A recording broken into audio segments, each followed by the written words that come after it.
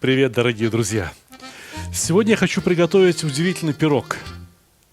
Пирог с мясом и пирог с почками. Мясо и почки в одном пироге. Вы верите, что это может быть вкусно? А я знаю, что это будет очень вкусно, потому что все начинается с теста, с очень хорошего теста. Здесь килограмм муки.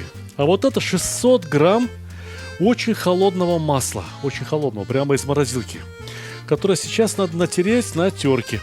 Натереть и немедленно перемешать с мукой. В результате у нас должно получиться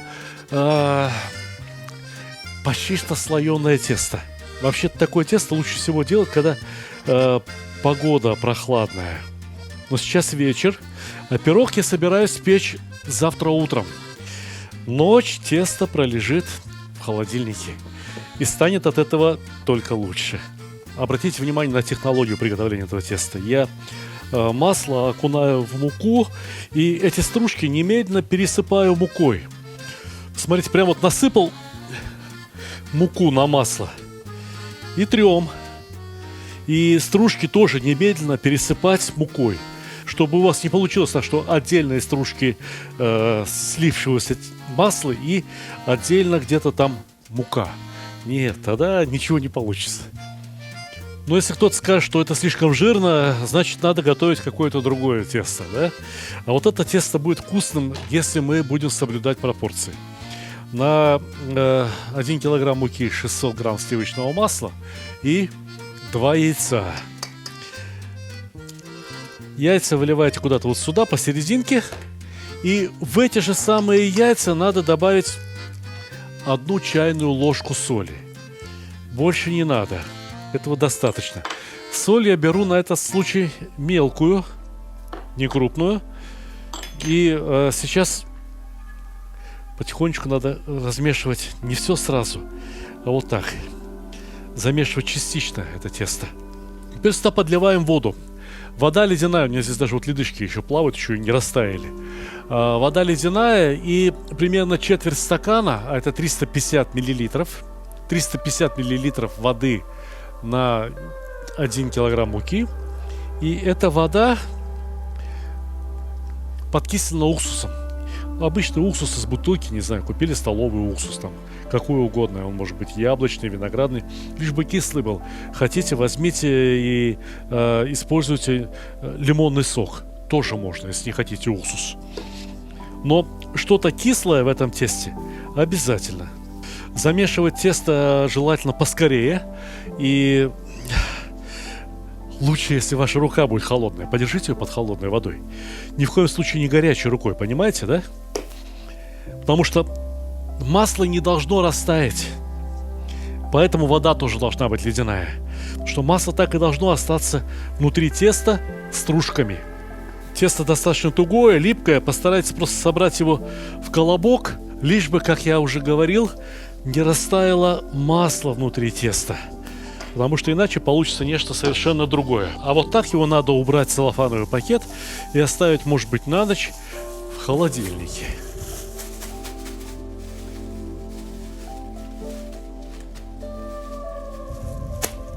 В общем, это будет очень такой массивный, очень сытный пирог с почками и мясом. Причем почек будет, возможно, даже немножко больше, чем мясо. Ой, предвижу. Фу, почки, ой, как можно почки. Почки надо вымачивать. Ребят, ничего не надо вымачивать. Вот запах, которого вы опасаетесь, образуется вовсе не в почках. Но с другой стороны, вот все то, что похоже на жир, и то, что есть в почках, надо просто-напросто вырезать. Все очень просто. Куски почек вот такого размера в пироге, я полагаю, будут вполне себе уместны. Снимаем пленочку, которой покрыты почки. Я сейчас работаю с бараньими почками, хотя вот у меня говяжьи, ну, можно сказать, телячьи, не очень большие. Их тоже будем использовать. Телячьи, говяжьи имеют свои особенности, немного другие. Давайте посмотрим поближе, как они устроены. Видите, да? Вот он. Вот эта часть, о которой я вам говорил и которую следовало бы вырезать.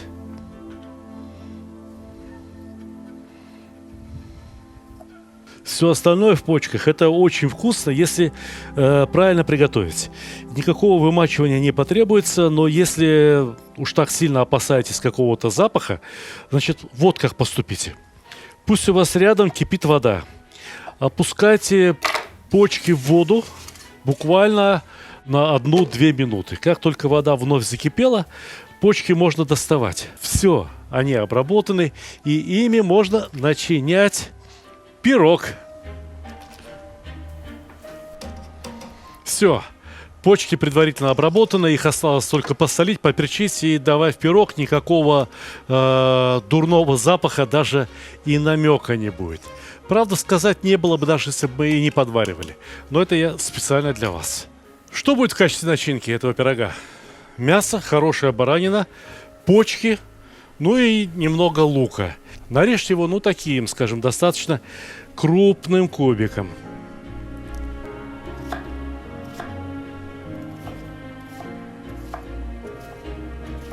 Теперь на плитку надо поставить сковородку, в сковородку налить масло. Начинки получается довольно много. Здесь грамм 600-700 почек, с килограммчик мяса, грамм 300-400 лука. Поэтому, я думаю, можно налить 150 грамм растительного масла. Хотите, можете смешать со сливочным, получится еще вкуснее. Хотите, можно растопить какой-то животный жир, но надо учитывать, при какой температуре он застывает. А пока что огонь погромче, и давайте насыпаем лук. Вот какое дело. Почки мы уже подварили, и вообще они будут готовы довольно быстро. Нельзя почки, как и печень кусками, готовить слишком долго. Они, чем дольше их готовишь, тем жестче становятся. Но лук за время приготовления внутри пирога тоже должен приготовиться. Он должен изменить свой вкус. Он должен выпустить сок. И поэтому мы его нагреваем предварительно. Понимаете? Раньше, чем он попадет в пирог. В пирог у нас пойдет термически обработанная начинка.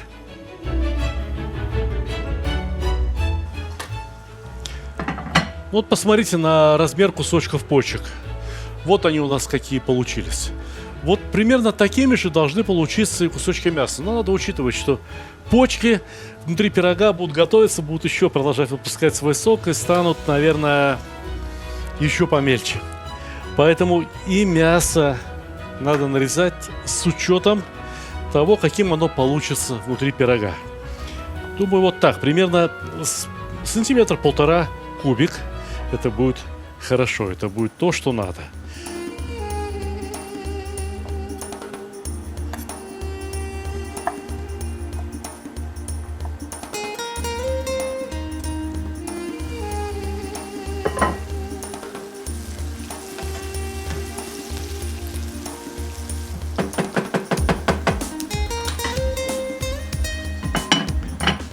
Примерно 600-700 грамм лука, примерно 600-700 грамм почек, примерно 600-700 грамм мяса. Мясо с жирком, и это хорошо.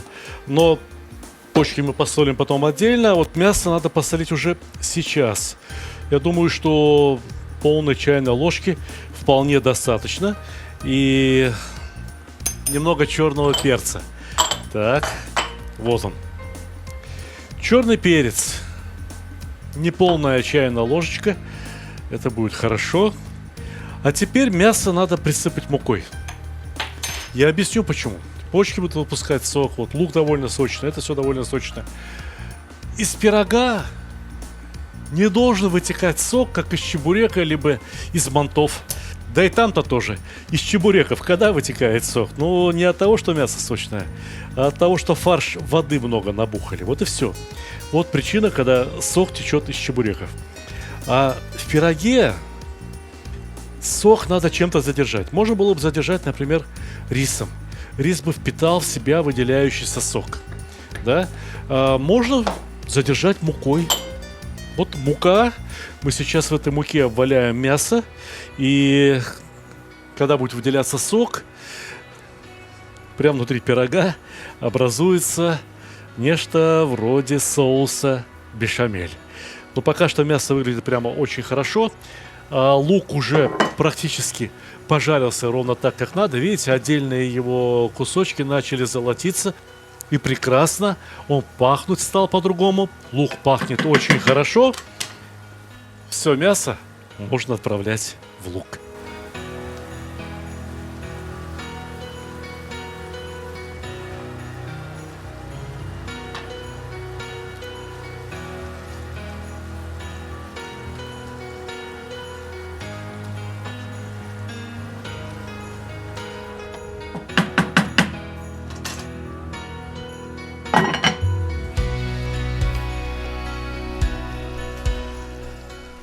Ну вот, некоторые кусочки мяса уже даже начали и румяниться.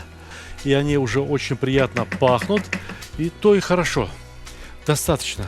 Больше их готовить не надо. И наоборот, надо, чтобы как можно скорее начинка остыла. Потому что тесто у нас особое. Тесто, которое состоит едва ли не наполовину из сливочного масла. Такое тесто не удержало бы в себе слишком много соков, и такое тесто от горячей начинки просто сразу растает, порвется, получится совсем не то, что мы хотели, совсем не то, что мы ожидали. Пусть начинка, мясо, лук простынут. Вот так. А мы можем начинать заниматься тестом. Точнее, сначала мы должны заняться формой, в которой будем запекать пирог. Сливочного масла в тесте сколько хочешь. Но мы должны и форму тоже как следует смазать сливочным маслом.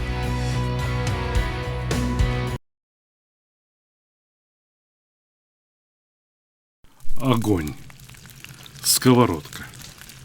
Курица. Очень тепло. Уютно. Очень мило. Так по-домашнему. Но иногда чего-то не хватает. Например, нам не хватает спонсоров. Это соус курицы можно добавить и потом. А о рекламе лучше позаботиться заранее. Приходите, убедитесь, мы умеем снимать вкусную рекламу.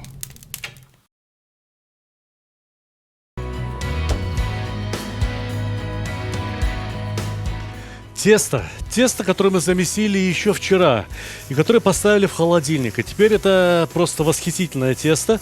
Однако его надо разделить на две неравные части. Из одной части мы сделаем крышку пирога, а другая часть это будет донышко пирога и его борта. Так, смотрите, сколько всего. Думаю, что пирог у нас получится вот такой высоты. Следовательно, надо рассчитывать на пирамидку. Вот эта крышка. А вот это. Ох. Можно, конечно, сделать и потолще тесто. Будет вкусно. Это тесто само по себе. Вот возьми его, испеки в печи. И получится что-то очень вкусное. Но все-таки пирог это разумное сочетание теста и начинки. Тесто холодное, пока что довольно тугое.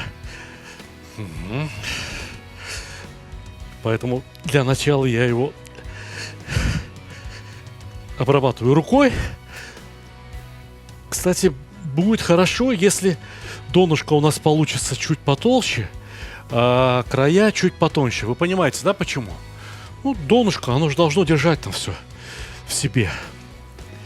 Вот так. Давайте скалочку. Сполоснем ее мукой.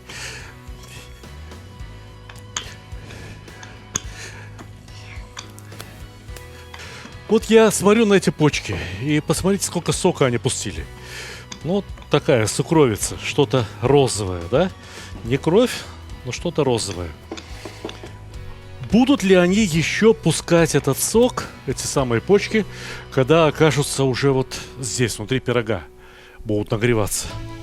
Я не знаю. Очень может быть. Поэтому хочу предпринять определенные действия против этого.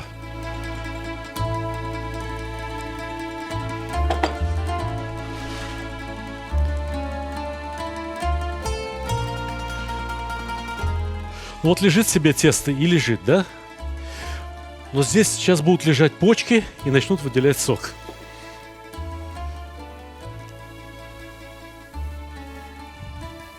И все. И все. Пусть сок выделяется сколько захочет. Все будет хорошо. Все будет нормально. Сначала выкладываем слой почек. Еще и потому, что они ведь вышли из кастрюли пораньше, чем мясо с луком. И поэтому успели остыть получше. Не забыть посолить почки. Несоленые почки, да и вообще любые несоленые продукты, может быть, кроме яблока и арбуза. Да нет, попробуйте посолить арбуз. Это то же самое, как если посыпать сахаром помидор. Получается только вкуснее. Почки, соль, перец. Соль. Перец.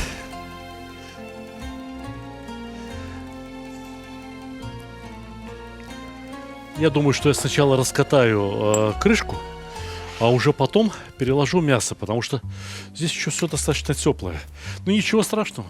У нас есть прослойка в виде почек.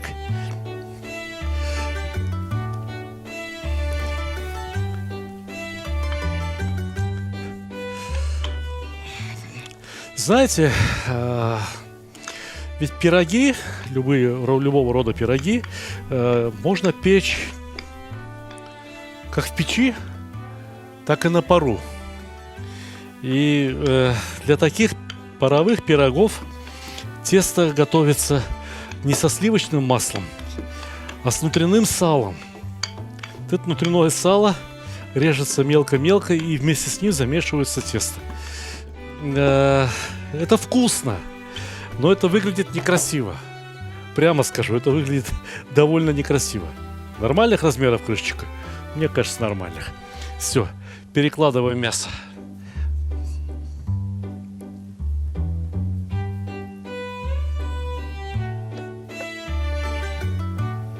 Знаете что? У меня вообще-то не было таких планов сначала. А сейчас я подумал, а почему бы не положить сюда лавровый лист? Вот где-нибудь ближе к середине, чтобы его потом легко можно было найти. Да, пожалуй, что я попрошу сейчас, чтобы мне принесли 2-3 лавровых листика. И мы их уложим прямо в этот пирог. Будет ароматно. С почками готовят очень вкусный рассольник. И туда кладут каперсы. Почему бы не добавить каперсы в этот пирог? Почему бы не добавить сюда оливки? То есть сделать примерно то же самое, что мы делаем, когда готовим рассольник. Хорошая идея. Схожу в кладовку. Вот тут у меня оливки и каперсы, а вот здесь разыгралась фантазия. Ездили на банкет, людей покормить вкусно. И знаем, что вообще-то говоря, никакого кетчупа к шашлыку не надо. Но люди просят. И вот у меня здесь, ну скажем так, хорошо приготовленный домашний томатный соус. Одни только помидоры и немного приправлены чесночком, солью, красным перцем. В общем, это все будет хорошо. Уж коль скоро у нас здесь почки, уж коль скоро у нас здесь пошла такая тема про солянку, про лавровый лист, оливки и каперсы, то что-то томатное, что-то красненькое будет уместно. Понимаете, да, что сейчас происходит? Я импровизирую.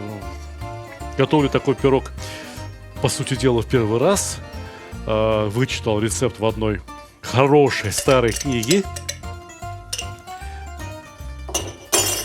Но немедленно решил его изменить. А что? Вам можно, а мне нет? Я что не приготовлю? Мне пишут, только хорошо получилось. Мы креветки заменили картошкой, рукколу заменили лавровым листиком. Оливки, мелкие черные оливки, ну, вот так вот равномерно. Понимаете, оливки вот тоже с томатом-то сочетаются отлично. Вспомните пиццу. И почки отлично сочетаются с каперсами. Идите, посмотрите, как это красиво. Подойдите поближе.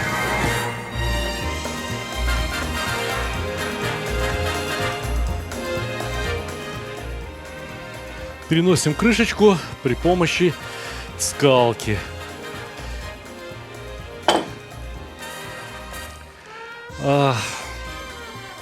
Тесто, вот это вот бортик, здесь все очень просто. Защипляем через каждые 3-4 сантиметра, а крышечка пускай там остается под ним. Очень красивые пироги умеют печь в Татарстане.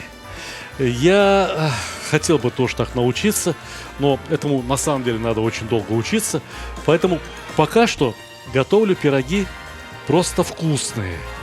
И даже, можно сказать, не просто вкусные, а очень вкусные. Вот это тесто будет очень замечательно, потому что оно очень сытное. И для того, чтобы его сделать еще и красивым, мы сейчас его смажем разболтанным яичком. И этого будет вполне достаточно. Все ровненько. Вот и хорошо. Где моя кисточка?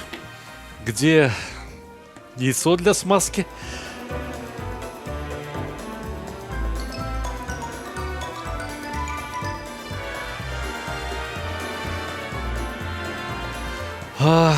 Вот оно, что я хочу сказать вам. В любом случае, сочность ни одному пирогу еще не помешала. И у меня есть для этих целей заранее приготовленный мясо-овощной бульон. Посмотрите, какого замечательного цвета. Лучше просто не придумать. Если я его сейчас налью, тесто раскиснет, расплывется пирог. Поэтому, когда пирог будет практически готов, где-то через час 15, я вот в эту дырочку налью бульон. А пока что эту дырочку надо закрыть какой-то пробочкой. Пробочкой из кусочка теста. Скатаем небольшой шарик, да и все. Вот тебе и пробка.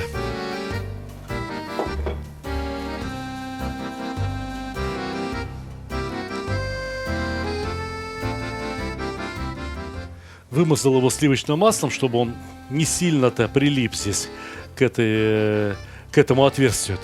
Это пробочка. И что? Что мы забыли? Да ничего. Мы не забыли даже пожелать друг другу успеха. И успеха моей замечательной дровяной печи. Если у вас нет дровяной печи, ставьте такие пироги на температуру 210-215 градусов как минимум на час в обычную духовку. Ну а я пошел ставить в дровяную печь.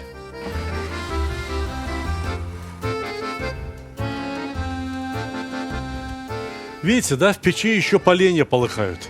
Но если я закрою дверку герметично, то сейчас кислород там кончится, и все.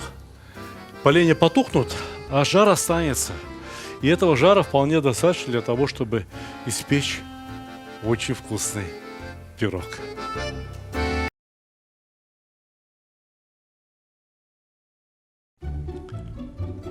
Самый лучший подарок – тот, который приносит радость и удовольствие.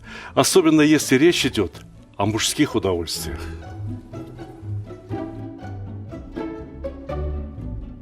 Самый лучший подарок – тот, который приносит пользу. Например, кому не хотелось бы наконец-то разобраться в приготовлении мяса? Самый лучший подарок – это то, что принесет хорошее настроение в погожий, солнечный день.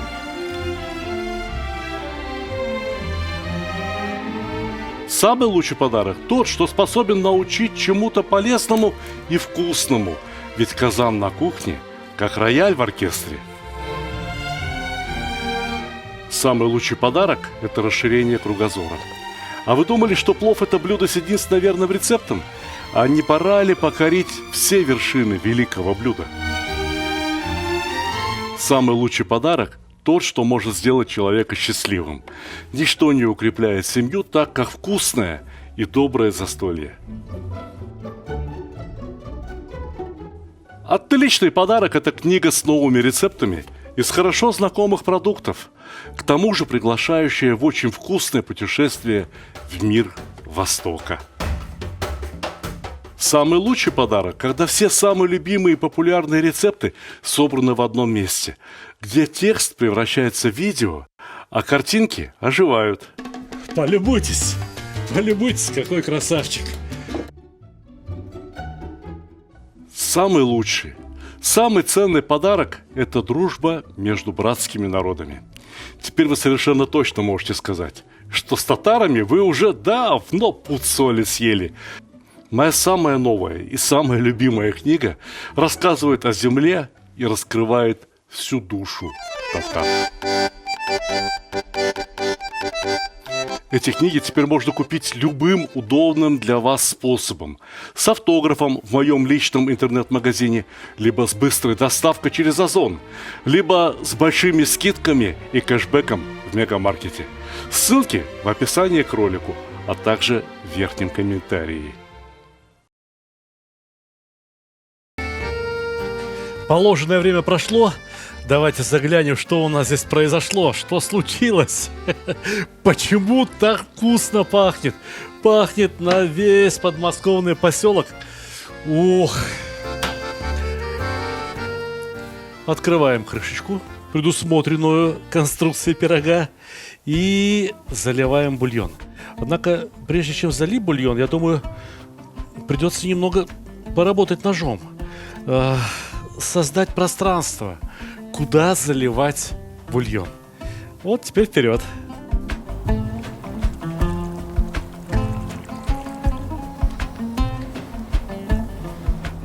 Подобного рода пироги очень популярны в Татарстане, но там непременным участником начинки является картофель.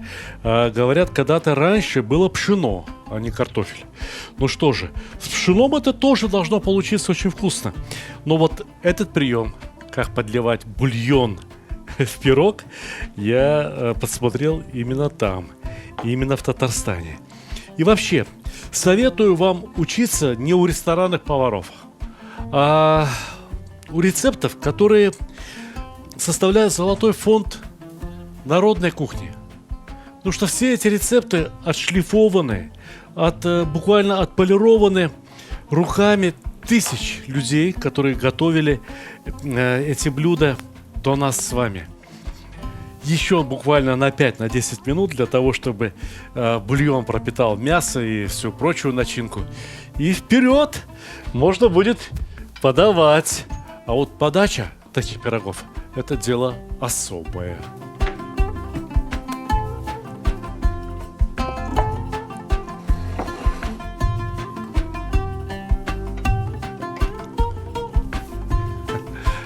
Ну сколько можно держать пирог в печи?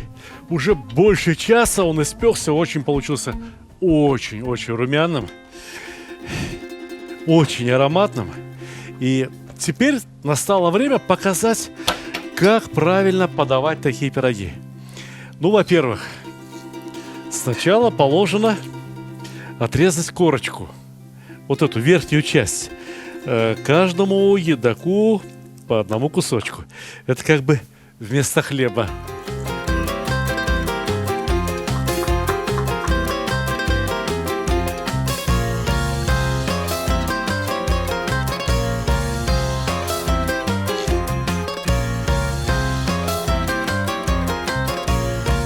Ну а теперь я должен вам показать, что здесь образовалось внутри. Загляните, здесь просто все переполнено бульоном, супом. Фактически у меня получилось 2 блюда. Тесто отдельно и какая-то такая очень уж роскошная солянка внутри. Тесто я хочу подать отдельно. А все то, что внутри, вот это вот мясо, почки, каперсы, лучок, соус, прямо в суповую тарелку. Потому что лучше этого ничего быть не может. Знаете, как только съедят все по кусочку, можно будет есть и донышко. Говорят, донышко – это самое вкусное.